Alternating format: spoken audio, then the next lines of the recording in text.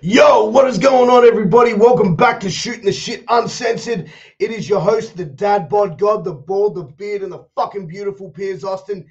And tonight, we got a cool one for you guys. We got the one and only Bruce Leeroy Caceres. It's 1 o'clock in the morning, man. This is my second podcast I'm recording for the night, so you got to excuse me. But before we get into this amazing motherfucking conversation, let's thank one of our sponsors, and that is healthvape.com. Now, Health Vape is your healthy vaping alternative.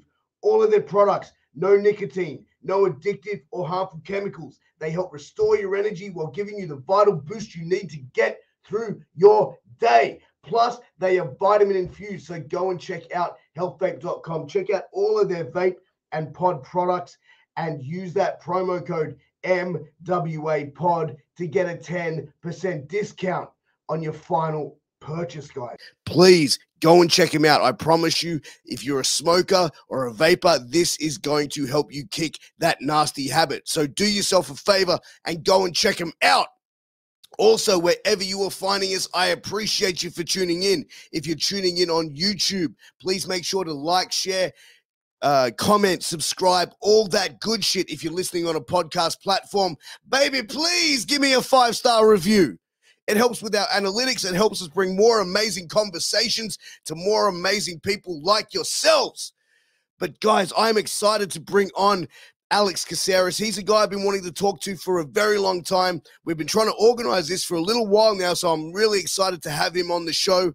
Alex is a UFC fighter. He was on The Ultimate Fighter, George St. Pierre versus Josh Koscheck season, which was absolutely amazing. He was kind of the bad guy in that season, which we're going to get into that and much, much more. But guys, without further ado, let's get into my conversation with Bruce Leeroy, Alex Caceres. Yeah!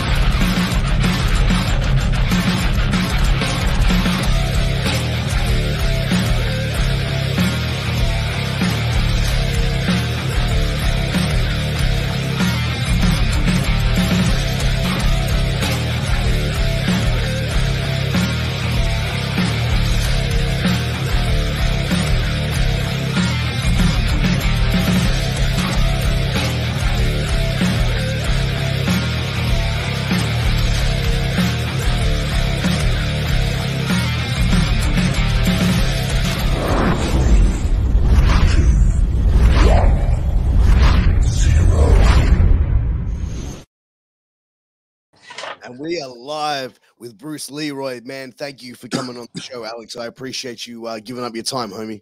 Oh, thank you for having me. I'm sorry. I know it's been a while. Nah, man, I'm excited to have you on, bro. Like, we've been trying to tee this up for like a couple months, and it's great to finally have you on, man. As I said in the intro, bro, like, I first saw you on The Ultimate Fighter, like I'm sure a lot of people did. And straight away, man, I really liked your personality. I really enjoyed the sort of energy that you really brought to that show. Coming into The Ultimate Fighter, man, like, were you always like, that sort of personality, like loud, or was it just something like when you in that situation, in that pressure cooker, that sort of thing just came out for you? Well, I'm not necessarily, I wouldn't say like, it's very, it's hard to like judge it by the show because they do clip and they do put like different footages in front of the other so it can look like something happened one way or the other, or maybe it looks like I just start out that way, like that's like, but it's not necessarily true. Like I tend to be a very I guess, like, I hate using that word, but I guess empathetic person, like an empath type of person. So like I can definitely match the energy you're giving me. I've seen it in the gym before. My coaches tend to have that, being any coach that I train with, have that being like one of my most complaints, is that I tend to match the person's energy, when if I have more energy, I should just not try and match it. I should just overthrow it, just overtop it all the time. But then I tend to match energy. So if you're coming to me calm, I tend to reflect it in that same way. Sometimes I'm trying to be better about it. Like in my competitiveness where I don't care about your energy. I'm not going to just try and match it. I'm just going to try and beat it. But I do know conversationally as well, when I'm being challenged mentally and stuff, like I will meet and challenge somebody's energy in the same fashion. So a lot of the times they would film me reacting to situations. That's not me behaving. Yeah. But I think as well, like in that situation when you were like taking out of like, you know, I've never been in that type of situation, but like from the way that I look at it and the way that I think, and tell me if I'm wrong here, but I feel like when you go on to like a reality TV series as well, there's all, and especially like the Ultimate Fighter, like being fighters, your job is to sell tickets. So that in a way you've got to try and, you know, get across that personality as well. And I feel like sometimes with the reality TV series, as you said, they mix and match certain things to put things together Yeah. like that. You know what I mean?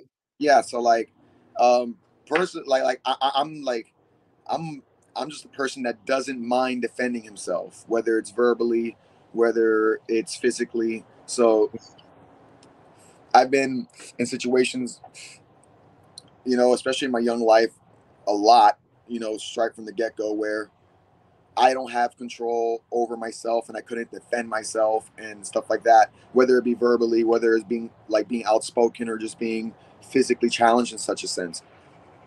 So I'm very adamant. My father Yeah. made me very adamant that, like, you have to stand up for yourself no matter what. So I'm not going to let nobody paint the narrative on me. So if you start talking to me in a certain way, I'm going to talk back to you in a certain way. Yeah. And if you want to escalate that situation to a certain thing, then we can escalate that situation to a certain thing, but I'm not going to allow you to walk all over me. I think no one should. I think this is why we have so many problems in the world, is because we allow bad people to continue to be bad. Whether I win or lose, you're not going to continue to be bad with me. Yeah.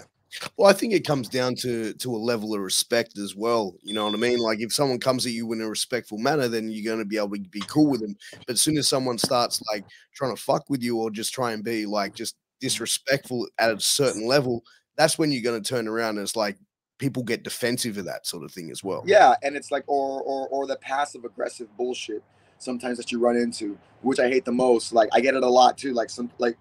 And sometimes it's from people that like know me from fighting and they're trying to spark up a conversation. But you Mhm. can just say hello, how's it going? You don't have to say ridiculous shit just to grab my attention, Yeah. because you're already thinking or preparing for failure. You're like, oh, he's not going to answer me unless I do something outrageous, and like, so you're already preparing for failure. Like that's why I hate saving shit. That's why I hate banking on something or guarantee. Like that's the word, like insurance basically. Mm. You're trying to have insurance on everything you do, and that's just preparing for failure. Do you find it like now being like obviously, you know, in the UFC, being around for like 10 years, have you ever have the interaction, or you ever have like people trying to come up and almost like push your buttons for a certain extent because like to get a reaction from you because you are, you know, a mixed martial artist, you are a combat sports athlete, and I Well, feel like yeah, for there's all sure. these little clout chasers that try and go, I can get something out of this, you know what I mean? Definitely, definitely. And I think it's even worse so that it's the fact that you've never heard and you've never seen anybody get a fucking reaction out of me. So Mm, it's like, well, like people are bothered by people that are not bothered. yeah. And it doesn't mean that I'm not bothered. I am bothered. I just choose not to play your fucking game, because I will be more bothered, and then I will give you control over my emotional status as well. Well, that's something that like when I was growing up, I was always like, soon as someone would pick on me, I would be the sort of guy to just to punch him in the mouth, right? Like I would just be reacting. And my dad gave me the best advice I've ever been given in my life. And he said, people will try and mess with you. People will try and fuck with you. And if you react, you have lost because they want that reaction. They're gunning for Well, that. well, well. They want a reaction, honestly, like the way that I believe it too, because like it's very we have to take responsibility not only for ourselves but for others. So like punching somebody in the face, the kind of reaction they want is stop bothering me. Mm. The kind of reaction they don't want is punching them in the face. So I think no, that's a very great reaction, because they will never do it again, Yeah. or they'll think twice about it. So it's not. I don't think it's not reacting. It's reacting the correct way, which is usually the way they don't want you to react, so that they don't. So now it deters them and it changed their way of thinking. You know, Mm. like because it's one way to say, oh, just let it slide, but we keep letting it slide, and this is why pedophiles still exist. You know what I'm saying? We gotta fucking react, you know, and then we gotta allow that kind of reaction to play out in order to deter monsters like that from existing again in the world, or make them think twice, or they're gonna have to find some other way to cover their shit up. But they can't be out in the open this way anymore, because this is our world. You know, we shouldn't be allowing weak men, and when I mean weak men, like weak-minded men, weak moral men, to exist in such a in such open way. You know, where they have actual power. You know, leeway. I mean, look what's going on with Cain fucking Velasquez. Like, that's fucking crazy. Dude, that's some crazy shit, man. Like, you know what I mean? Like, as a man, you look at that. Like, I'm a father of 3, bro. I got 2 boys and a girl. And I, like, as soon as I read this story, like, I'm not going to pretend to know I know the whole shit. Like, I know what the media has given, and reading it and hearing from what the media is, I'm like, damn, bro. Like, I would have done the same fucking shit. You know what I mean? Like, straight out, bro. Like anybody would. And then we put ourselves in a position like where we can judge other people when we never been in a situation. It's just like all the people like standing in the stands saying, oh, he should have just taken him down or just knocked him out. Like, you don't know what the fuck to do. You're not in a fight. You've never been in a fight, let alone a professional fight with somebody trained to fuck you up. Like, that is a whole nother fucking level. This guy's not going to give it up to you for free. This guy's not scared either. And if he is, he's well trained in order to not feel that fear when he's in there with you. So, like, there's a whole different dynamic of danger there. So people don't like they really don't have a lot of people don't allow themselves to have a lot of emotional intelligence when it comes to understanding other people's situation. Yeah, man, 100%. And, you know, touching on the Cain Velasquez thing, you know, I wanted, since you brought it up, let me ask you this. Like, if he had pulled out a gun and shot at this guy, but had gone, ripped the car door open and beat the living fuck out of him, right? Would he have gotten a more harsher sentence, being the fact that he's Cain fucking Velasquez, the former UFC heavyweight champion? But I think, but like that's the thing. Like, it's like the law should just be like you got to put what's more important. Like, it shouldn't even be a law. It should be like moral code. It's like, okay, you beat the fuck out of this guy to near death, you know, but what did he do? Oh, he raped your kid for I don't know how many years. Yeah, fuck. He deserves more. But great job. You know what I'm saying? Like, fuck. Okay, you can, like, there should be like crime should be punishable according to the reason why it's being done. That's why we have court systems. We try to find out the why, and then what's the point of finding out the why if we're just going to judge them the same for everything that they do? Because a person stealing bread to stay fed is one thing, then a person stealing millions from a charity is a whole other fucking thing entirely. But who gets more of a break? Usually the rich person. Yeah, because they can afford the better lawyer, bro. They can afford the better lawyer, and the poor person probably comes from a area of poverty where they can't afford a legal system. They're giving what their government can issue them for a lawyer who is a person who probably doesn't really give a fuck about them if they go to jail and they walk free. So what I'm saying is, like, I don't like to talk about situations like that pertaining or having anything to do with the legal system that we have now, because there shouldn't even be a legal system. It should be a moral system. Like, why are you doing this? You know, and we have to understand why, and then the punishment has to come accordingly, because there are crimes done out of necessity, like that girl who got charged for murder because she killed the person that kidnapped her and was raping her for fucking years. Okay, she murdered him. Maybe you should do a little bit of time or get some counseling, but you shouldn't be charged for murder, because that's self-defense. Like, you don't understand the mentality of a person that's inside of the situation like that if you've never been there. Yeah, 100%. Like, it's, you know, people that go through that type of trauma and stuff like that, when they're faced with an opportunity against their predator like that, nine times out of 10, they're going to do that, right? Yeah. So what do you think should be a better idea? Should it be people that practice law that should be judging these people, or should it be psychiatrists? I think it should be neuroscientists, like people like that understand people's personality and break them down to understand why things happen a certain way, and then judge them accordingly. They will be the best suited people to do such a thing. Except we got normal motherfuckers saying, well, you did that. I think this is my opinion. I'm gonna judge you on that. Boom. Well, you have no basis. You don't study the human brain or personalities and shit. Like, come on. Because the legal people, they look at it as black and white. They look at it, the evidence and the proof. right? And So it's never black and white. It's never black and white. but like you said about that other situation, right? Like that woman who went and killed her, the person who raped her and kidnapped her and kept her hostage for X amount of time, right? They would look at it and go, okay, that's a separate issue. You murdered someone. That's what we're looking at. It doesn't matter what they did to you. And that's where you're saying, like, the psychologist to come in and really assess these people to understand their mental state in that situation. What caused you to do this? What led you to do this? Oh, shit. Okay. And then you get down to the nitty gritty of the situation. Yeah. And when they did those interviews with all those like mass murderers and shit like that, the FBI, when they went to prisons and like started interviewing all these like serial killers, what they find out is that every person most of the time was just had extreme childhood trauma. Yeah, man. Like, and we got to address that issue, like how kids are being raised, like what kind of society should we be raising children in? How far away are we pulled from nature that when children are born into such a world, we're completely disassociated with the reality of things. I mean, the true reality of things, not the black and white bullshit that they want to paint legally. No, I'm talking about like nature, like trees, grass, and dirt, like for breathing air. Like, what does this fucking shit mean for real to you and to me, rather than what we're trying to make it mean, making shit up like money, material wealth, and progress, and yeah, prowess.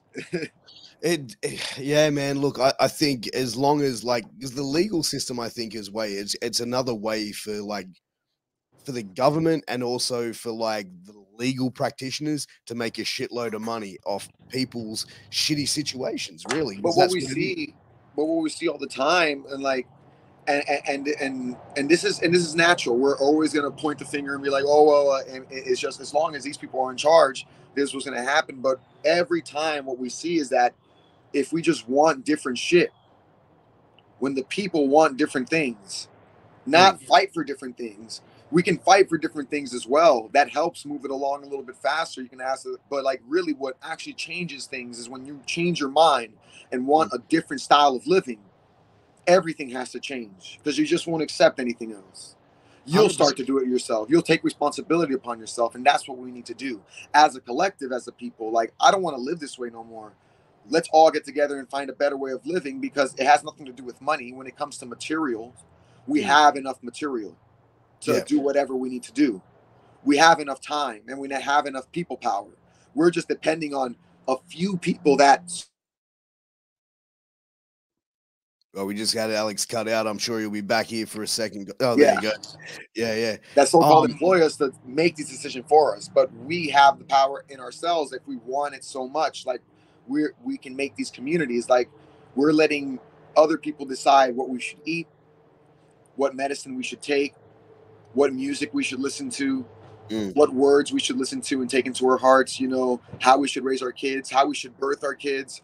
Like, here's a crazy fucking idea. Don't you know that women lying on their back to give birth is an unnatural way of giving birth? Do you know how that shit came up? No, I didn't. Please tell me. I think it was like an English king that had a fucking fetish of watching his children being born, so he had his wives always lay on their backs with their legs open. Yeah, right. So how was the natural way of birth? Like the women just squatting down. No shit. Yeah.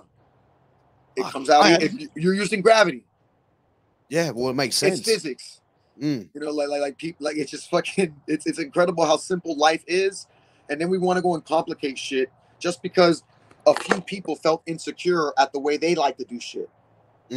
It's exactly right, man. And I got 3 kids, bro. I've seen 3 kids be born, man. And like I said, I had no friggin' idea about that, bro. So I appreciate you educating me on that level. Yeah, man. Water births are older than laying on your back births. Bro, like, it's crazy. When I, like, my eldest son, who is 6 years old, me and my wife, we went to like these birthing classes, right? Which were like every parent has to do once the first time you do it here in Australia. And they put on a water birth video where they showed absolutely everything, right? And I'm sitting there, and every dad in the thing was looking directly at the ground, because like this was the most detailed thing and the most painful. Like, I've seen, like I said, my 3 kids be born, And like nothing, that was fine compared to like what I saw in this video of this water birth. That was like, what the like it looked like someone got slaughtered in this fucking kiddie pool, and I'm just like, damn, bro, like I'm going vegan, vegetarian, fuck this shit, bro. I'm never eating steak again. You know what I mean? But yeah, but then yeah, and so we always like we never. It's just funny to me sometimes that, and it's funny because like I've been there before. You know, like in a state of, I guess you can call ignorance, and I wouldn't mind saying that, because if you can't say that you were or accept that you are, you can never be beyond that. So like when it comes to like eating, like we look at our bodies, we look at the science behind our bodies, and it's irrefutable fact that, oh man, we resemble the most like apes, like gorillas, like when it comes to the physiology of our body, right? Yeah, 100%. And it's like, what are gorillas when in nature? And they're big, they're fucking, you know, pretty big animals, you know, like pretty strong fucking animals. They're frugivores. You know, they mainly eat vegetation, but mostly fruits. But then again, like even the physiology is the same. They have eyes that can see color. The reason why animals have eyes that can see color, because they got to see the bright ripening fruit that's ready to eat, you know, because it has the most calories and nutrient density. Right? Predators usually see black and white, but it's better for seeing movement because they got to chase shit, and it's more narrow in vision. You know, our intestines are longer and bumpy because it extracts more nutrients from fruits and vegetables. Now we adapted the ability to eat meat, but I think when we think about it, when did that shit come about? When we started looking at cave motherfuckers from the Ice Age. Well, in the Ice Age, there's very little vegetation, so to survive, people were probably eating more meat, you know, and putting that mostly into their diet. But it doesn't necessarily mean it's the best thing for you. It's just what we had to do at a certain period of time, because there wasn't vegetation growing in snow, or that much at least. But when we look at cancer patients and stuff like that, a lot of cancers are reversible just by cleaning up your diet and eating more vegetation. Wow, yeah, like it's funny because like a couple years ago I went vegan for like 6 months, and I did a vegan diet, and it was more like I just want to see, not because I went down that lifestyle, I just wanted to try something different with my diet, and I did it for 6 months, and I honestly I slept better, I trained better, I was a happier person to be around. Like people were more, you know what I mean? Like I wasn't like waking up going, ugh, like having that. I need my morning coffee to kickstart me. I didn't even drink coffee for probably the last 3 months of doing it, because I had the energy when I woke up in the morning. I was fine, and it was just one of the best diets I ever did. I wish I went back to it. Well, you know, and the way I always say it is like, if you're not, it's just we have to limit the amount of meat that we're eating, because even in hunter-gatherer tribes or Native American tribes, like I don't care like how good of a hunter you were, you just couldn't eat fucking 3 meals with meat a day, like providing for the entire tribe as well. Like the portions you would be eating would be a lot smaller than we would imagine, right? 100%. It's crazy that we're like, oh well, I'm a hunter, I come from a hunter background, so I got to eat meat every single meal, every single time, without doing any work for it. That's incredibly foolish, because living in those times, you had to work for the shit, you had to hunt it, you had to track the shit for maybe days sometimes, and then you got to kill it, then you got to divide it up, you know, and then you got to give it to the rest of the tribe and whoever fucking needs it more, and then the portion you're getting every day, if you're eating it every day, would be extremely smaller, but usually you wouldn't be eating it every day. Yeah. Like I don't like, I see these guys and the trends that are going around, like, because I always feel like there's these crazy diet trends, and one that's going around now is this carnivore diet. Yeah, like the guy, the Liver King, who's like juiced up out of his fucking brain, and he finally comes out and it's like, oh yeah, I'm on steroids. Really, motherfucker? No shit. You know what I mean? Like eating that shit all day, every day, like liver and raw meat and shit like that. Well, like it's not good for you. It's just, man, it's laden in. Well, first of all, what's a liver? Liver is inside your stomach. Yeah. well, like it's not inside your stomach. It's like out, but it's the detox center. So why the fuck am I gonna eat the detox center of any other animal? That's where all the bad shit goes to get filtered and cleaned out. That's That's fucking. like it's asinine, and then it has no. It's the things that you're not the things that you're not getting from meat is the thing that you need essentially to thrive in life. You can live off macronutrients, which are sugars, proteins, and fats. 100%. But we need micronutrients, which are vitamins, minerals, and shit like that, and that only comes from plants. Well, you know what? Like you look at how like the world is, and especially like the United States, because that's like the obese country in the world, man. Like I've been to the States and I've seen like the portion size. Like the first time I went to America, man, like I went to a restaurant. I'm like, okay, cool. I'll get an entree. I'll get appetizer, entree, because I'm thinking, oh, appetizer in Australia is like a fucking cracker and cheese, right? And an entree is like a small meal. Then you got your main. So I'm like, oh, I get an appetizer and entree. The appetizer came out, like I couldn't even finish it. Like while the rest of the meal came out, I'm sitting there like sweating, and I'm like, bro, this is fuck. I need a halftime break or some shit. But I think as well, Yeah, like it's as time's crazy, and gone on, like all these processed it's foods. like the amount that we need.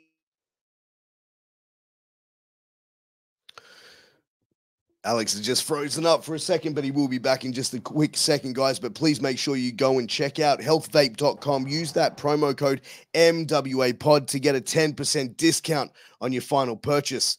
Welcome back, Alex. Yeah, we glitched out. Nah, all good, man, all good. But one thing I want to touch in, man, like, you're from Miami, right? Like you were born, raised in the Miami area? Yeah. And like, what was life growing up like for you in Miami, man? Because I think Miami, like on the other side of the world, I think it like beaches and fucking Scarface and that type of shit. Like, what was life like for you growing up in Miami? Like beaches and Scarface. No, I'm just That's some dope shit.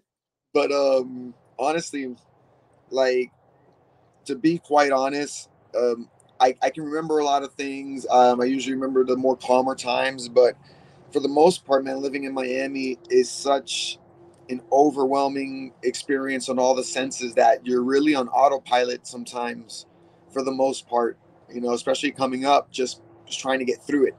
There's always somebody trying to sell you something, somebody trying to take something from you, somebody, like a lot. It's a hustle place, and if you're not a hustler, if you don't like to hustle, like, and I don't mean like hustle, like work hard. I mean like swindle people and shit. And you're not into that lifestyle. It's very, for me at least, it was very just difficult to adapt. So I kind of closed off and just stayed in a single lane and tried to keep people from fucking with me as much as possible. Because honestly, I had some good times and stuff like that, but it's just, I don't know, to connect with people really is difficult. Everybody's very absorbed. Everybody's very independent.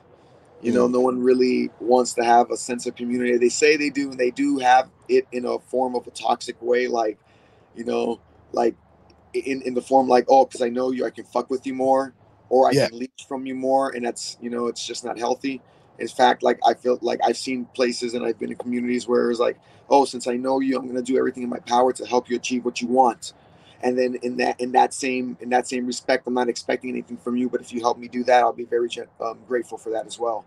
And I think that's the kind of community that I would like to promote and live in, because it's a city life, man. There's no other way around it. Yeah, man, I feel you on that, bro. Like, I'm in Sydney, man, and that's kind of like Sydney city area is like the hustle and bustle, but I live like in the outer suburbs, man, which is really chill. So that's like, to me, like I always tell my wife that my ideal house would be where my closest neighbor is like a 40-minute drive. You know what I mean? Like, I love people, man, but I just love me time and quiet. You know what I mean? That's where I roll. But one of the things, man, like I was like looking in about your history and stuff like that, man. And growing up, like your dad was like a bit of a bad motherfucker back in the day, bro.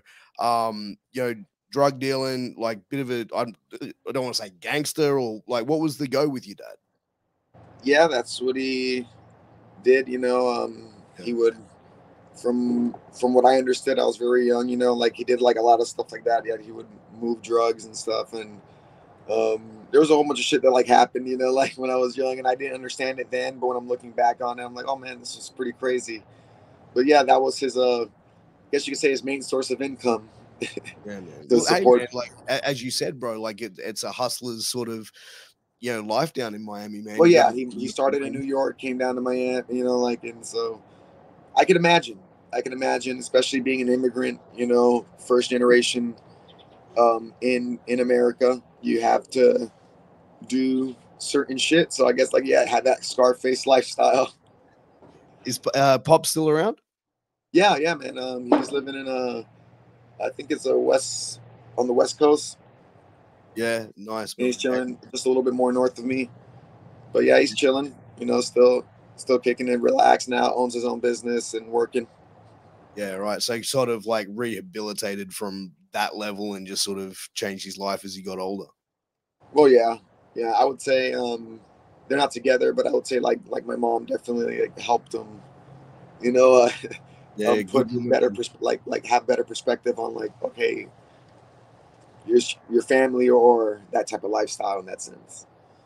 But man, like for him to sort of come out of it now and not be doing that and still be alive, because man, that lifestyle. It's a very fast lifestyle, bro. Yeah, Very, I mean, very fast. like that, like there was plenty of confusing times in my life where, you know, where in like when I hit like some fucking lows and shit too, like I was like in between, like you know, like when I was doing like the backyard fighting, underground fighting and stuff, like back in the day, like that was like Mm. in between trying to make money doing that and like having that kind of lifestyle. You know what I'm saying? And I was like doing like juggling that, and it was just like I got kicked out of high school, so I lost my scholarships if I was going to go to college. So it was very depressing for me. But like being a man in society, like you can't necessarily show that, so you just like kind of like toughen up and be like, well, I'm doing this now, and I'm gonna like make it doing this way, and um, but thankfully I had the right people around me and I made the correct choices, and I had the, I guess, the mind to accept the correct inspirations. 100%, man. What did you get kicked out of school for? Fighting. Well, you found the perfect career. That's Yeah. you know, like talking about the underground fights, man. Like I've always found them so interesting. Like I remember like years ago, bro, like first hearing of like Kimbo, and I think he was probably the first guy where we really saw the underground street fights. Here we started getting the tapes.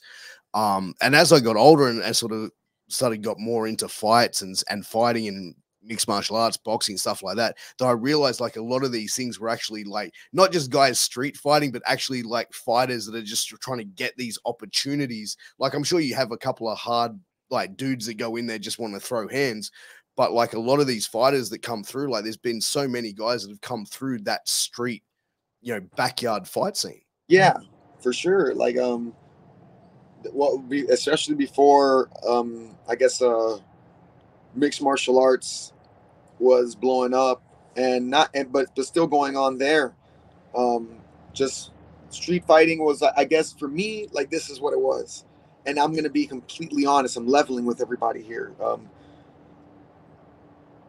It was a way to test my skill while minimally exposing myself. You know, Because you're fighting guys that aren't as skilled as you do. no, because these are unknown fights. I'm not gonna be like in a sense of like I don't want to be embarrassed my first time going out there thinking I know some shit. Yeah. You know what I'm saying? So I fight on the underground. You know, if I lose here, whatever, it's more dangerous, but I like it's a pride thing. You know, and at that age, at that age, you know, when you're a male as well, when you're coming up like around 16 to 18, you know, you want to be accepted into the ranks of strong men, of formidable men. And that's everybody. Some people do it by trying to get strong, trying to be tough, trying to be a fighter. Some people do it out of fear, get weapons, you know what I'm saying, and Yeah. protect or protect themselves in numbers. But at the end of the day, we want to be able to stay secure in ourselves and our mentality. So that was one way where I could test myself, see if I was ready, see if it worked. without exposing myself and embarrassing myself, to be honest with you. Sure. How regulated were these fights? Were there like, was there weigh-ins, or was it just like, hey, you look like the same Yeah. person? Yeah, I was like, you look the same size. Well, at least they're not just do it like going, all right, Alex, you're gonna go in there against fucking Brock Lesnar over here. Let's go. Yeah, well, yeah, it's up to you. If you want to fight, you fight. Yeah. But like, do you feel like now, like since you become a professional fighter and went down that road, like do professional fighters look at that underground scene and being like, man, that's just some fucking like nobody's doing shit, just amateur shit? Like, is it looked at in that way by professional fighters now? I don't know. No. I mean, if people are doing that now, I think yeah, you can look at it that way. But back then, like when MMA was rising before like it blew up, like when you still had like when the MMA fights still look like street fights, you know?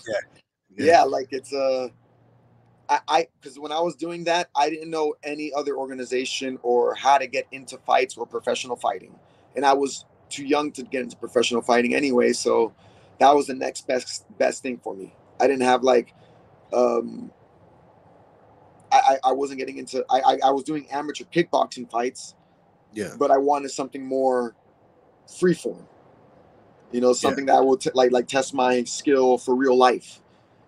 So that was the best thing. And then when MMA came out, that was the best thing because I got paid more for doing the same thing. Yeah.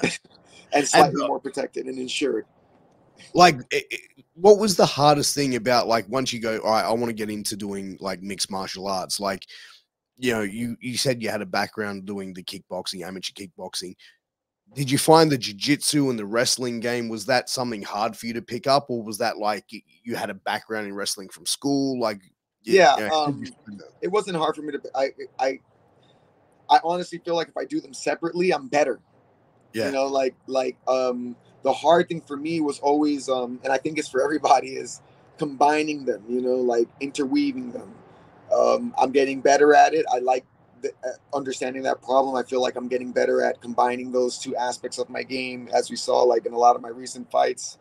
I'm getting better at defending and then reattacking. But yeah, for the most part, it's not one thing was easier than the other. It's just those fights were more available.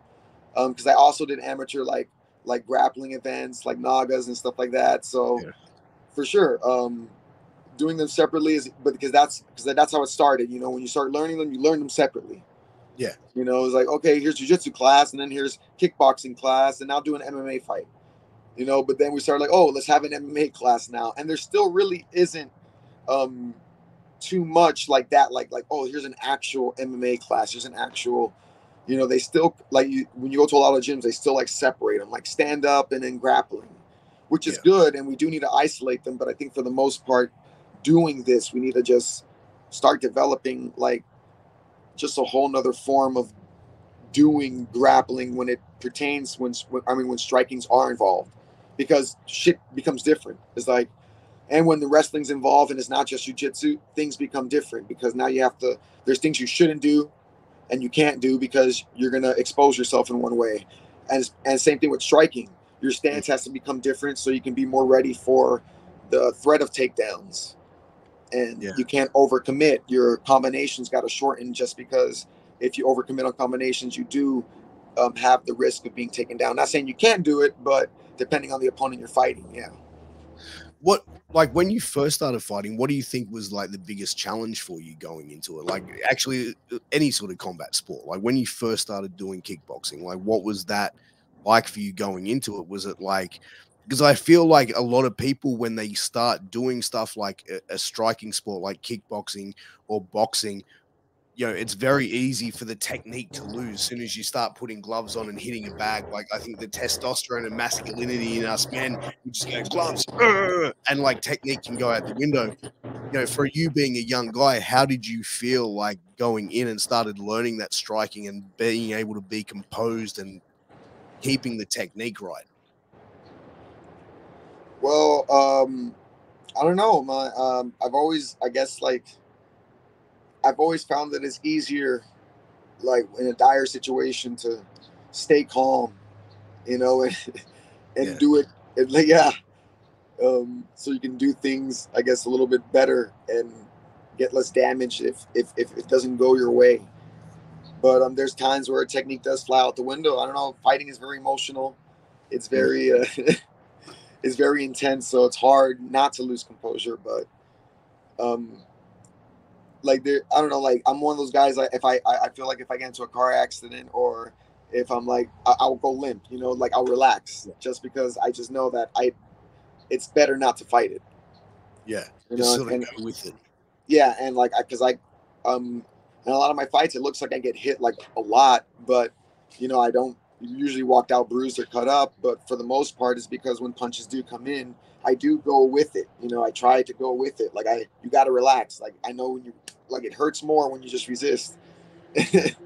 Dude, 100%, man. And I think like when it's not like I think natural to go with it. I think when people see a fist come in the face, it's just like fuck. And Yeah. like doesn't take it and be like, oh shit. But like to go with it, man, it's like as you said in a car accident, if you just be relaxed, it's like you're gonna have less damage or injury to yourself. Yeah. But like for now, like going in and getting throughout, the street fighting side of things and then going into MMA and wrestling around like on the regional circuits, how did the opportunity for you to get involved in the Ultimate Fighter come about?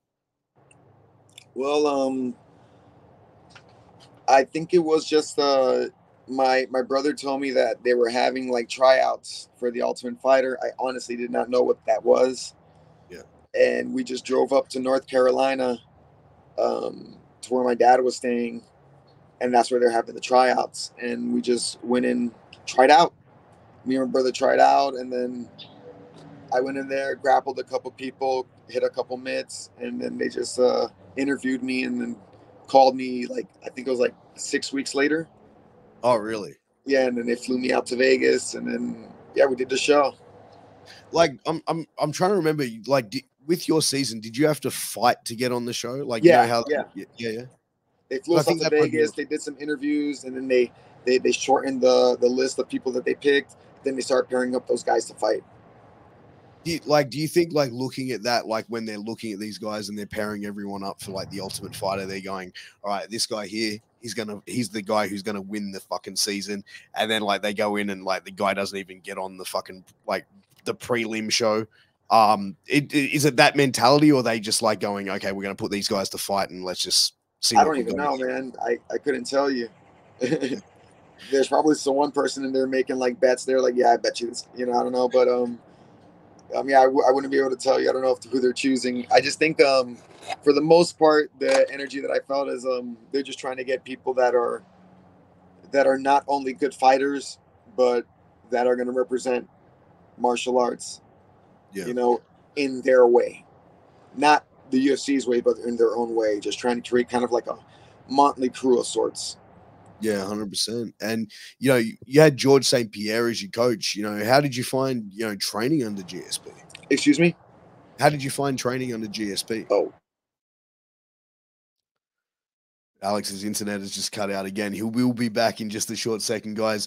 But, if you want to go and check out our YouTube channel, we have over 260 interviews that are up there live for you guys to go and check out. You can check it also out on all podcast platforms, guys. As I said, we got over 260 interviews with some amazing people, so go and check it out. Alex, welcome back. How's it going? Sorry, cut out again. All good, G. All good. So how was it training with GSP? It was good, man. It was definitely life-changing, and definitely made me look at my career in a different way, more professionally, I guess you would say, and the people that he surrounded himself with, and just looking at the work ethic, like what it takes to be a professional fighter, to stay a professional fighter at that level. Like you have to have a commitment, and anybody at the UFC level, honestly, just to make it into the UFC, you got to go through the grind in the first place. You got to beat all your local guys, usually it's undefeated people, and then you got to beat people in the UFC, and all these guys are hungry and ready. So it's a commitment. Did you have anything to do with Koscheck when you were there as well? Like, was there any interactions with him, or was it pretty much like you were sticking to your own team? Well, before they picked teams, Koscheck actually helped me cut weight for the first fight. Really? Yeah. Because like it's like I remember watching the series, man. Like as I said, big fan of yours, bro. And I was like, when I saw the personality, how you were, I was like, man, this guy would have been cool as fuck to be on Koscheck's team, man. Because it was like the personalities just seem to be very similar in a lot of ways from what they put out. You know what I mean? Yeah. Oh, I wouldn't say so. No. For sure. Yeah. To be honest, yeah, Koscheck was a cool guy, but yeah, I was hoping to be on GSP's team Yeah. from the get go. I think GSP, like when you look at the greatest MMA fighters of all time, like GSP has to be in that conversation. No, for sure, especially mentally. Like he had a good head on his shoulders. Oh, 100%, man. I like, that thing with him was just like, dude, like, I think he'll go down as one of the greats. And to have that opportunity to train under him, which is pretty much like that was his peak, I believe. Like that was the peak of his career when he was coaching that season, right? Yeah. Yeah, he was really good too. Was there anything that you really learnt from being on the show that you, whether it be about yourself or whether it be like about combat sports as well, but was there anything like come to Jesus meetings, so to speak, when you were on that show where things just started clicking for you on another level because of the level of training that you were getting? No, not really. No. Like I would have to unfortunately admit that like if things started clicking for me, that would have come later in my career. Yeah. Or just in life in general, like things would definitely change in my life. Surroundings would change, and then I would be looking at things differently. For sure, it gave me a different outlook on my career of training with GSP, being surrounded by a lot of good coaches and understanding like their mentality on the game. I definitely changed things up, trained harder for sure, but it wasn't something like oh my god, like I never seen this before. Like I understood that there's always more. These life-changing moments or like these mind-changing moments that you're speaking of, like these enlightening moments, they would come to me. If I would say they would come to me, probably not even training or having nothing to do with martial arts. Yeah. And I think that like as a martial artist, you have to always have that mentality of like being green and growing than ripe than rotting. Because it's like there's always something that you can learn as a as an athlete, but also as a fighter. Yes. But like, what do you think, like, for, being in the UFC, going through the Ultimate Fighter, because like when the Ultimate Fighter really started, I think that it really saved MMA as a sport originally because it was kind of like up in the air. And then now where the UFC is at, where this juggernaut is at, like, do you feel like going through the Ultimate Fighter was a blessing for you, or do you think like was it a blessing and a curse? Like, do you feel like other guys that don't go through to the UFC from the Ultimate Fighter have a different mindset to guys that have? I don't know. I, I to me it's just fights, man. Yeah. Like being on the Ultimate Fighter, some people like, oh, it was hard and this and this. And it was just like camp for grown-ups. I feel like I never been to camp before, so felt like camp. People were trying to play pranks on each other all the time. People were talking shit. People got heated. There were two teams competing against each. I don't know. It was just I didn't think nothing of. It wasn't that I wasn't emotionally invested. I would have to say I was just getting in the fights. Like it was like okay, there's a tournament. And I got a place to sleep. I get free food. Like. Yeah, and you I get don't some of know. the best training in the world, Exactly. like To me, it was a great experience. I feel like, yeah, like I would do the Ultimate Fighter 10 times again. Yeah, set me up in a nice ass house and. yeah, man, like absolutely, bro. But like, going from that, do you feel like there was guys on the Ultimate Fighter that were there just there for clout, like just trying to get that attention? I'm sorry, you cut Oh, out I real just quick. said, sorry, I just said, do you think that like looking back at the Ultimate Fighter when you were there, do you think that there was people there for the wrong reasons that were just there to sort of get a bit of reality TV clout, get a bit of a name behind themselves, or was everyone in your season there to be in the UFC?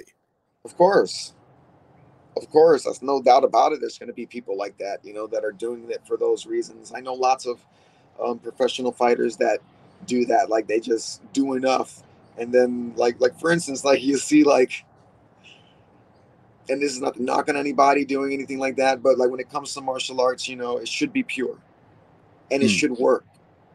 You know, like this is why you have like those no touch knockout guys. Yeah. You know what I mean? Like they're there for the clout. You know, people that like will just they just do enough just so they can promote themselves, and that's fine. You know, do what you got to do. But I don't accept it. I wouldn't. I don't like doing that. I'm not going to put that myself through that.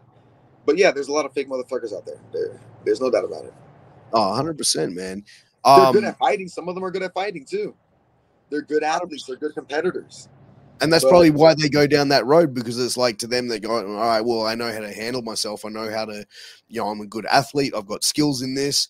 Fuck it. I can get some, you know, whether it be get the bread or then go and actually get some recognition and get a little bit of fame behind me. Yeah, exactly. You know, but, you know, as far as like, you know, going, you know, because you have been in the UFC for quite a while, you know, do you feel like you have reached that opportunity to sort of go in and be a #1 contender for the featherweight championship? Like, is that something that is still something that you're currently really wanting to get a hold of?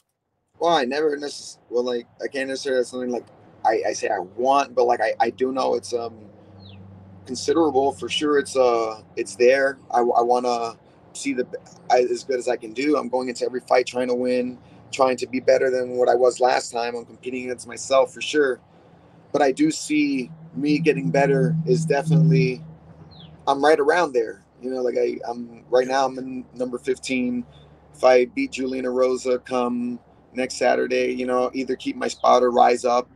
And these guys, I don't like. They're not out competing me. You know, and I fought a lot of these top guys already too that are up there. I don't know what number you hear Rodriguez is. Like I think he's really up there, like top 5 for sure. And like we went toe to toe for 5 rounds, and I didn't feel like outclassed by a guy like that. So like I know I'm up there, and I'm just, yeah. Did I have like bad runs? You know, get you know, get caught sometimes. Maybe things in life don't go as planned. You know, you're not going into the fight physically whole or mentally whole, and things are not always going perfect. But for the most part, I feel physically competitive with the top 5. I want to go. That's what I'm. That's the numbers I'm looking at. You know. But I think as well, like the whole ranking system, like how does it actually come into play? Like how does someone go? Does it just some guy goes, all right, bang, Alex, you're number 15, bro. Go become number. You know what I mean? Like how does it actually get structured? Because it's I like don't know, man. I don't know. Like it's weird. It's weird. I see people that are like are lower ranked, you know, and they'll have like 2 fights, and then they get super high ranked real quick, you know. Like and then sometimes they're not even high profile fights. It's weird. And then like I went like on a 5 fight win streak just to get to 15, and I wasn't really far off from 15. I was like in the in like the high 20s, or I mean in the 20s, right there. And then 5 fights in a row, and then beating like people that were like the top prospects, the undefeated guys and shit like that. I was like, okay. And then just to get to 15. So there is definitely favorability. There is no, I wouldn't doubt that I sense that, you know, for sure. 100%. Where it could skew the scales of fairness.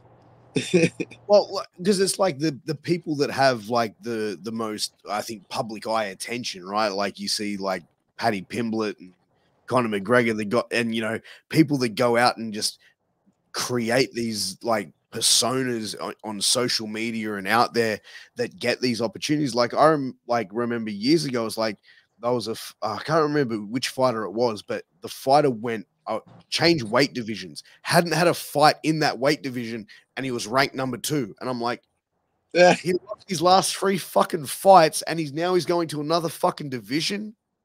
Huh?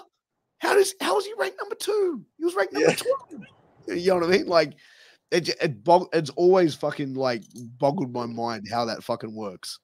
Yeah, it's weird. Like I believe in if it wasn't for like the whole weed thing when I was at 135, Yeah, you know, I was on a 2-year 8-fight unbeaten streak, that's ridiculous. you know, and I only made it to rank 12. There's got to be And- some fucking form of politics involved in that shit, man. You know, like 8-fight win streak, fuck, bro.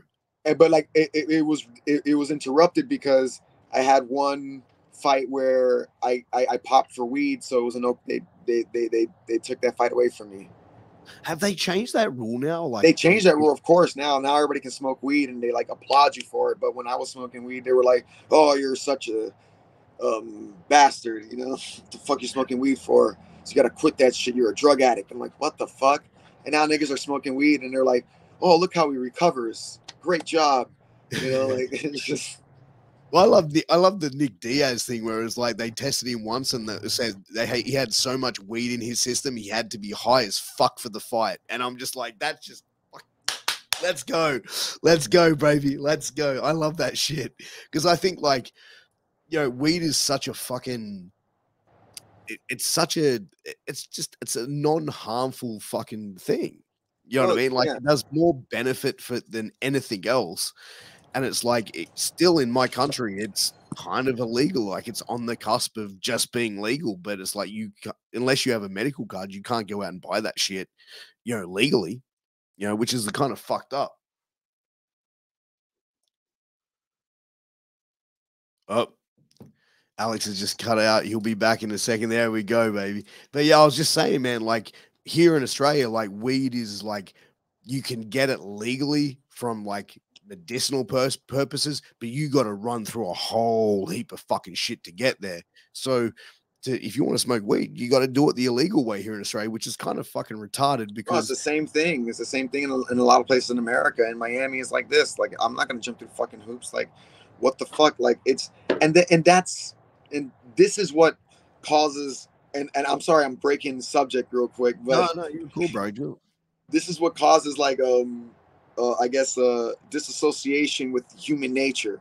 You know, like you're taking away basic freedom to choose what the fuck you want to do or ingest into your body for any man or woman, and then it's like you're being it's weird. It's like you're being daddied, you know, from people that you don't even know or see.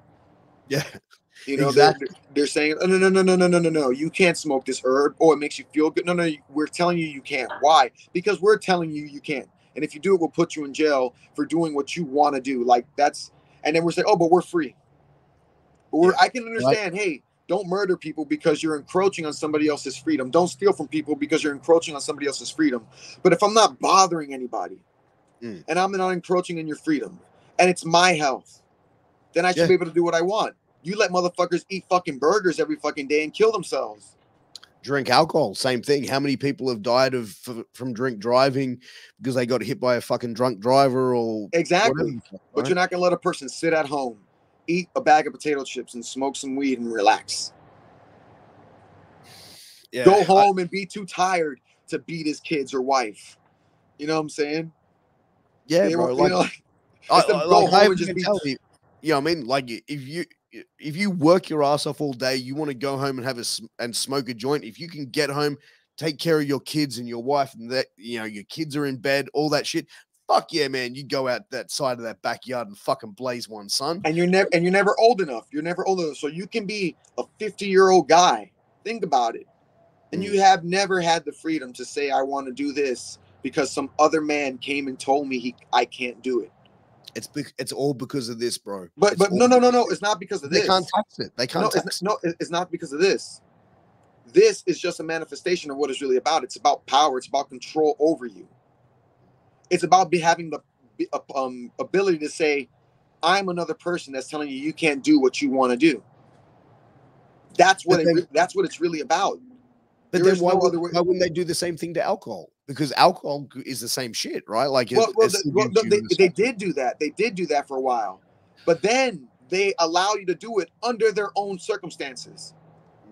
You still can't bootleg. You still can't bootleg alcohol. No, exactly. So you still don't have the freedom. So you still have the freedom. You can only do it under their circumstances. Exactly. You buy it from us. We sell it to you for what Yeah. we think it's worth, and And you'll buy that shit. so same thing with weed. The weed you can buy from the weed stores. If you buy it from us, it's okay. But if you buy it from anybody else trying to make a living or doing their own thing, then no, it's not okay. That's the bad part. And we can put all sorts of fucking chemicals and all sorts of growth factors inside of the shit that you're ingesting. And even though these guys might grow it naturally, no, it's not regulated by us because they don't have the shit that controls your mind in it, you know, or whatever it may be. So But yeah, like, I don't buy it. but like, what's the price? Like, what's the price differences? Like, you know what I mean? Like, from say going and buying, you know, an ounce from like a fucking dispensary or buying a fucking ounce from some dude down the street. You know what I mean? Like, you got to be able to get it a lot cheaper, I'm assuming, from the dude down the street than you're going to get it from a fucking dispensary. Sometimes sometimes the dispensary, they're undercutting everybody. Oh, really? Well, it's America. How do you think they do business? You think they're Yeah. gonna you think they're gonna play ball fair? No, they're gonna guy. start roping up all the people doing it legally, take their supply, and start selling that shit at undercut prices. God damn. This is a gangster country. Like, if you understand how the monster works, it's very easy to see why they're so successful in doing it. When they want to push an idea, they're gonna push it down your throats. You're gonna take their money whether you like it or not, and then you're gonna owe them. Yeah. And that's because you'll get addicted to that shit and the shit that they're putting in it on top of that. Then it's like, fuck. You know what I mean? But that's why the true freedom that you have to achieve is changing your mind, is what you want. Fuck the convenience. Do it the hard way. Earn it. They can't take that away from you. And then if enough people do it too, like, they can't take it away from you. But they don't want you. They don't want you to buy land. They want you to buy the convenience of renting and leasing. Exactly. They don't want you to own property. They want you to keep shit on credit. And so at any given time, they can turn that shit off. Well, bro, look, you know, property values here in Australia, bro. My house that I bought fucking 6 years ago, I bought it for just under $1 million, like 960. Well, the bank owns it now. I just pay the shit off. But like, I went and got my house valued, and I had one of these real estate motherfuckers come and go, "Hey, would you like to get your house valued?" I'm like, "Sure, value this shit." And he goes, "Your house is worth 1.3 million." I'm like, "Okay, cool." He goes, "Do you want to sell?" And I go, "Nope." He goes, "Why not?" I go, "Because if I sell this place, I need to find a house big enough for my whole family that I'm used to being accustomed in a house this size with swimming pool and all the fucking gimmicks and everything else around me. I'm used to that shit. So now I have to go and find another house exactly the same shit. And that's going to cost me $1.4 million. So does Australia have how much land do you have on your property? Is it like acreage wise? Is it under an acre? Oh, dude, yeah, I don't have a big fucking acreage or anything, but like, my backyard backs off into a national park, so I get like fucking wallabies and fucking shit coming up to my back fence, which is pretty cool. But like, as far as like, it's a big house, but it's not like a big acreage or any of that sort of shit. But it's crazy, man. Like, property prices here, bro. I guarantee you, in 30 years, when my kids are looking to buy houses, there's no fucking way they're gonna have it. No, it's ridiculous. So think about Miami, dude. And I'm pretty sure you got a pretty nice size house. And dude, I got half your size probably down here in Miami is going to be worth the same price, and you're going to be stuck up next to somebody else. Yeah, the houses are pretty tight together, huh? Yeah, yep. That's like a lot of places here. If you want land, you're looking at like you're looking at, with nothing on it, not even plump. Yeah, you're looking at the millions already. Fuck, and that's with nothing on it. But it's interesting because, like, I looked at when was it? Like a few years ago, I looked at I think Snoop Dogg sold his fucking house in LA, and it was like he sold it for like 1.5 million. And I'm like looking at this house, and it's like the most ridiculous Snoop Dogg's house, right? So it's going to be the most ridiculous shit you're ever going to see. I'm like, in Australia, that's a fucking $10 million house, and they're selling it for 1.5. And then I was like reading more about it, and there's like, yeah, because it's LA, there's so many fucking houses exactly like that. And because he's customized that house to the way he wants it, some, millionaire motherfucker is going to come in there and go, I don't want a big fucking Snoop Dogg sign on my fucking basketball court. I want a fucking Yeah. Lakers, whatever the fuck, you know what I mean? So then they're gonna have to go and revamp all that shit. So it's crazy, man. Property is just fucking through the roof here. But like I was blown away how cheap it was in like LA years ago. Yeah, in some places you find them cheap, but it's but then again, like in the places like that will be like that in LA, just the cost of living in general, it's super expensive. Oh man, I can imagine. So it's like if they're not getting it from you in the taxes of the house, it's just taxes on gas, which are super expensive, and then food, just living in general, just being in the city. But it's funny though, right? Because we had a massive petrol increase some earlier this year. And it's like, oh yeah, we just did a massive decrease. And I'm like, it was still higher than what it was before you did the increase by about 50 cents a liter. Like, I mean, this is some strategic shit, right? We're going, well, we're gonna fuck you in the long run, but we're gonna raise it up here, but we're gonna drop it back here, and we're still gonna fuck you once we drop it. And I'm like, I mean, does anyone else not see this? Like, seriously. Yeah, it's crazy. Gas prices been coming up and down and the same way. Yeah, just I don't even pay attention to it no more. The way I'm looking at the system of money is more like a video game. You're not really concerned about losing money as long as you have money coming in while you're losing it and it's constantly circulating. Then you just need enough to live, and the rest is just investing. That's the kind of the way I look at it. Like my wife, like I remember like a while back, we were driving somewhere to go out for us to go out for dinner with friends or whatever. And she goes, I need to get petrol. And we're going one way and she's like, oh wow, the petrol's really expensive. But on the other side of the road, it's like 20 cents cheaper. And I'm like, you're not going to do a fucking U-turn. And she's like, yep. And I'm like, all that fucking time, I would have just paid for your fucking petrol, woman. Like, just this is fucked my head now. You made us 10 minutes late. You know what I mean? Like, yeah, and it's like you got to think about the cost of worrying about the cost.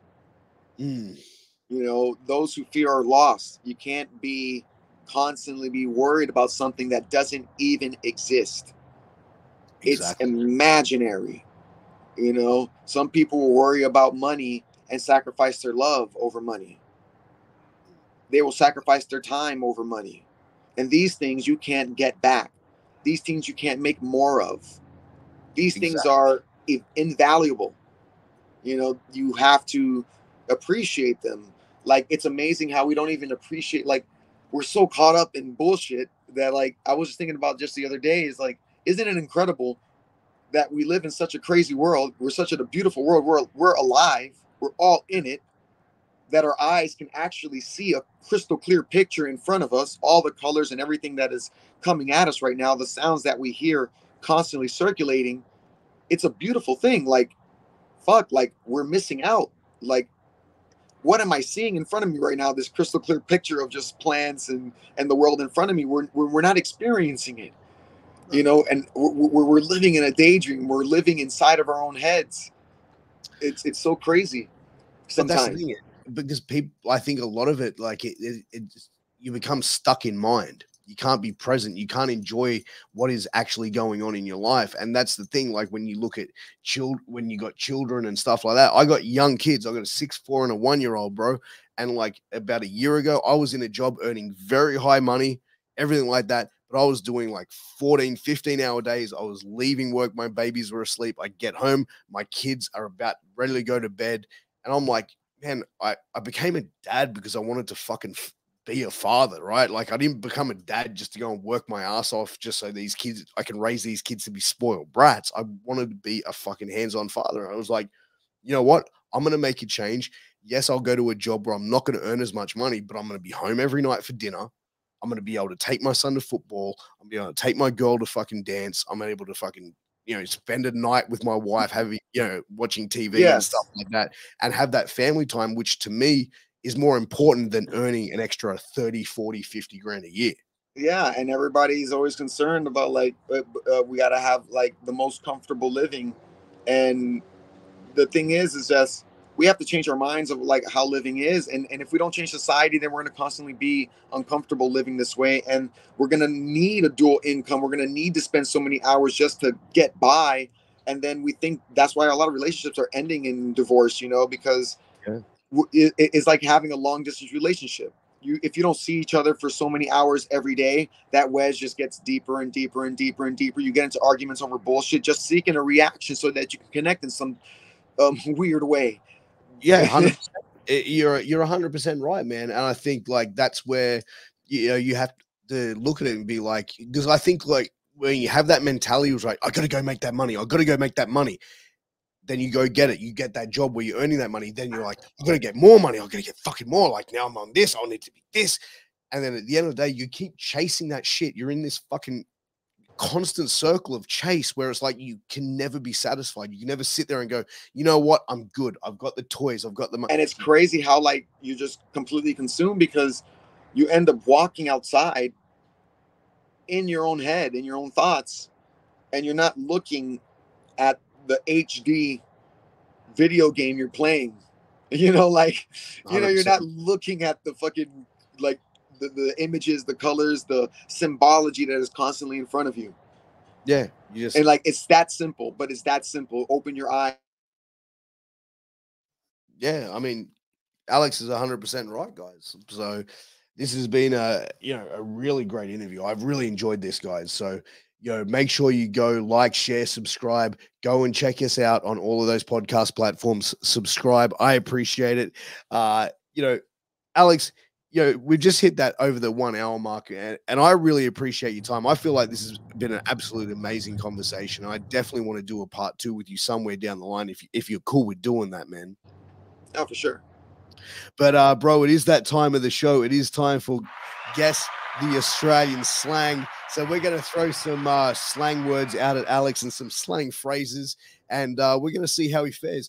Alex, have you ever been to Australia, bro? No, I was booked for a fight in Australia, but the fight never went through. Well, I tell you what, we're going to set you up. So when you do come to Australia, you're going to know all the slang words. You're going to know what to say. You don't know what it means when we say it, but we're going to get into it. All right, so we're going to get in. We're going to start it off, and we'll start off with this one. This one is budgie smugglers, and I'll put this in a sentence for you. Oh shit! My dad just turned up at my house to go for a swim. He's wearing his budgie smugglers. Speedos. Yeah, that's it. We call it a budgie smuggler because, like, when you get out of the water, it looks anyway. You know what I mean? Yeah. All right. Next one we'll go to is cactus. Cactus. Oh, mate, I'll tell you what, I'm feeling fucking cactus today. Fuck. I would have to say perky. Opposite, like just dead. Oh man, I'm cactus. I'm fucking tired. Okay. Yeah. So this is another one I'm going to do. This is going to be really confusing for you because I doubt you've ever heard anything like this. Oh, mate, the old Gary Jack's a bit Billy Moore. The old Gary Jack's a bit Billy Moore. Yeah.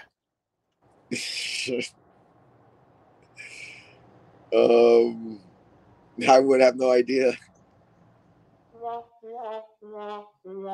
It means so Gary Jack and Billy Moore are 2 rugby league players that played in the 90s. So what it translates to be is my back's a bit sore. So, it's all right. So we'll go another one. Clucky. Mate, dead set. My wife gets clucky and clucky every time she sees that little rascal. Like kind of like nutty, like crazy. Yeah, you know what? I'll give it to you. So clucky is kind of like when you see a woman and she sees like a newborn baby. It's like, she's like, oh, like I want to have another one. Oh, I want to have a baby. You know what I mean? Like that level of clucky guys. Yeah, when my wife does that, I'm like, I'm out. Okay, so like kind of like a mama hen. Like, yeah, exactly. I want to lay more eggs. Exactly. Okay. This next one is chook. Hey, mate, you fancy a bit of chook? Beer? No. Chicken. Chicken. Chalk is short for chicken. Yeah. All right. Here's another one. Crack the shits. My wife this morning, she cracked the fucking shits. Big time. Damn. Cracked the shits. Farted. Oh. No. Means like she got angry. She got upset. I pissed her off doing some random shit or anything. But I can't blame you for saying that one, bro. Like, that's pretty big. All right. So we got a few more. This one is Drongo. This mate of mine, he's a fucking Drongo. The Drongo. Yeah. I don't know. I'm trying to look at the expression and the way you said it, so I'm feeling like, oh, like this guy's like a bad motherfucker. More of like a dumb fuck. Like, Dumb fuck. yeah. You fucking drunk. Like, you're an idiot. Like, you Drongo. All right. So. I'm horrible at this. All right. That's all right, man. So, you know the C word, right? Cunt. Yeah, cunt. That's the one. So if I was to say, Alex, you're a fucking sick cunt, what have I called you?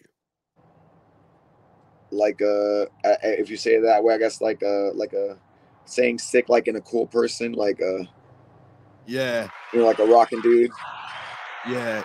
In Australia, calling someone an effing see you next Tuesday, that is the ultimate compliment one man can give another man in Australia. Like, if you say that, I've got American friends that I've said that to, and they're just going, yeah, Piers called me like an ill cunt. I'm like, no, man, it's a sick cunt, bro. Like, come on, let's get behind it. All right. Next is Esky. Hey, bro, you mind filling up the Esky? You mind filling out? Filling up the Esky. Filling up the Esky. Can you put some ice in the Esky for us?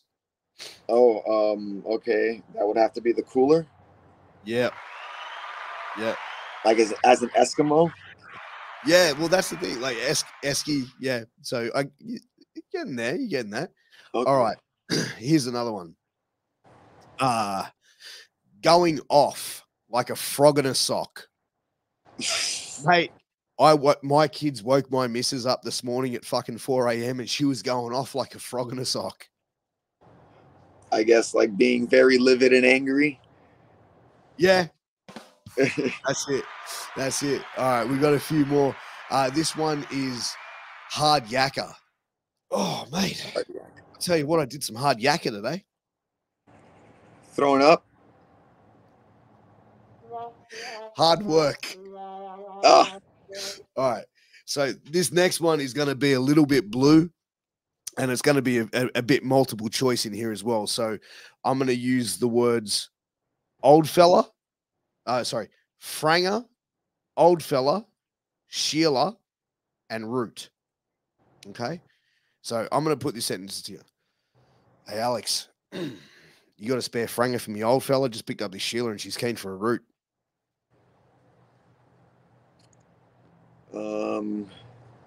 Do you got the key, I guess, or something like that from your dad?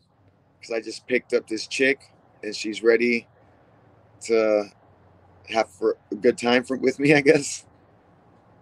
I'm going to give you both sounds because you kind of got it both right. So I'll translate it. Would you like do you have a Franger for my old fella? Because I picked up this Sheila who's keen for a root. Now, what I said was, do you have a condom for my penis? Because I picked up this girl and she's keen to fuck. So you kind of got it right. But this is going to be the last one, and this is going to be another multiple choice. This is going to be, the words are servo, durries, bottle-o, slab, Maccas. And I'll use it in a sentence. Hey, Alex, before you duck around to my house, do you mind going to the servo, picking me up some durries, then go to the bottle-o, pick us up a slab, and then maybe swing past Maccas? All I can get from that is if I mind going to the gas station and picking up some, maybe, I don't know what I would say, cigarettes. And then if you're going to, I guess the liquor store and pick up some,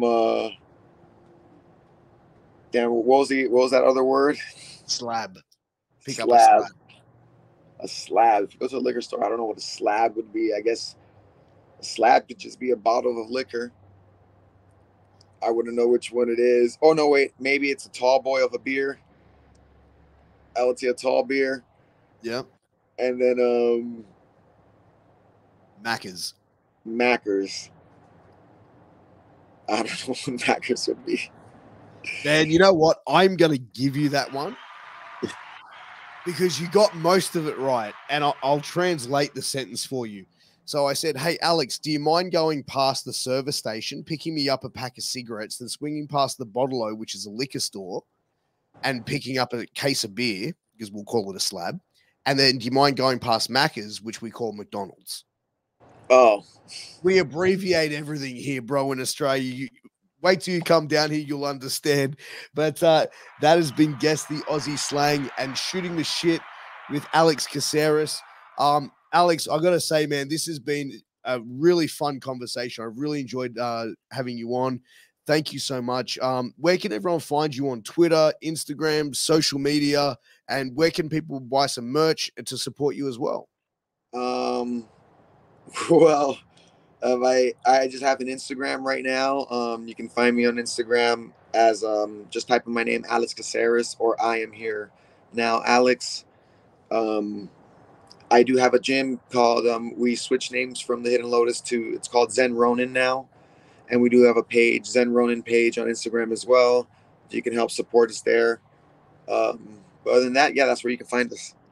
Nice, man. Well, look, Alex, as I said, bro, this has been a really fun conversation. I definitely want to do a part 2 with you, but I appreciate you coming on, man. Thank you so much from the bottom of my heart.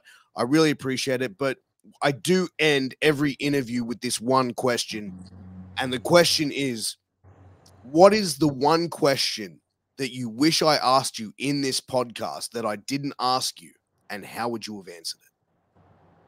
Well, quite honestly, I never go into any of these or anything with expectations. Fair enough. So I didn't have a question that I wanted you to ask me. Honestly, I just, if anything, it would be more like, oh, I hope he doesn't ask me all the same questions that everybody keeps asking me, you know, like stupid shit. Like, hey, Alex, what's with the hair? You know, hey, bro. Yeah, I'm bald as fuck, man. I'm jealous of the hair, bro. But yeah, there's no reason for me to go down that. Yeah, or yeah, just like one of those things, like unnecessary niceties. You know? Yeah. No, I feel you on that one. But yeah, man, thank you for having me on. I just got a notification. I forgot I have an appointment at 12:30. Well, we're going to wrap it up. Alex, thank you so much, man. I appreciate you. Guys, till next time, we'll see you soon. Take care. All the best. Peace. All right.